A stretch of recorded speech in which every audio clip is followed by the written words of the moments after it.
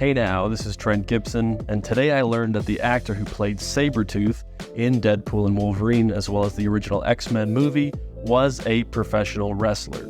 His acting stage name is Tyler Mane, and he wrestled under many different names, most notably Big Sky and Nitron. As a pro wrestler myself and a big movie guy, I always love finding out when an actor used to be a wrestler back in their day, so I'm happy to finally make a video like this. Other examples of this, of course, are Bane in Batman and Robin, Oddjob from Goldfinger, and Luca Brasi from The Godfather were all wrestlers if you didn't know.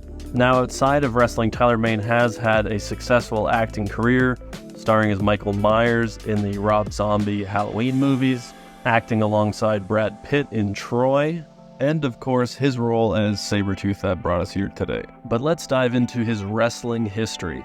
Born and raised in Saskatoon, Saskatchewan, a fellow Canadian, Tyler went to Calgary where he initially trained with Stu Hart, and when asked about training in the famous Hart family dungeon, Tyler said, "Stu takes wrestling very seriously. Let's just leave it at that."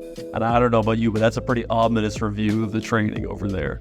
He eventually went on to train with Mando Guerrero and Red Bastien.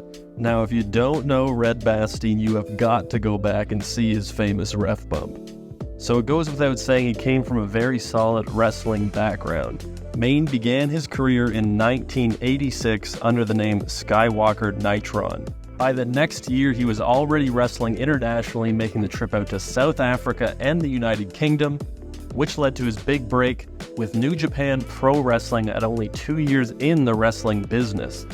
He believes this was due to his size being 6'8" and 295 pounds. You can see him here in New Japan wrestling legends Andre the Giant and Giant Baba. At this point, his wrestling career was on a roll. By 1990, he was traveling to WWC in Puerto Rico and CMLL in Mexico. Needless to say, he was a fast-growing star in the wrestling business, and by 1993, he met with Ric Flair to be signed with WCW. In WCW, he wrestled under the name Big Sky and teamed with Vinny Vegas, who went on to become Kevin Nash. Now I'm going to have to read off Cage Match like I'm Tony Khan here, but while in WCW, Tyler got to wrestle Sting multiple times, Ric Flair, Davey Boy Smith, Dustin Rhodes, Stevie Ray, and a tag team match with him and Vinny Vegas taking on Buff Bagwell and Too Cold Scorpio.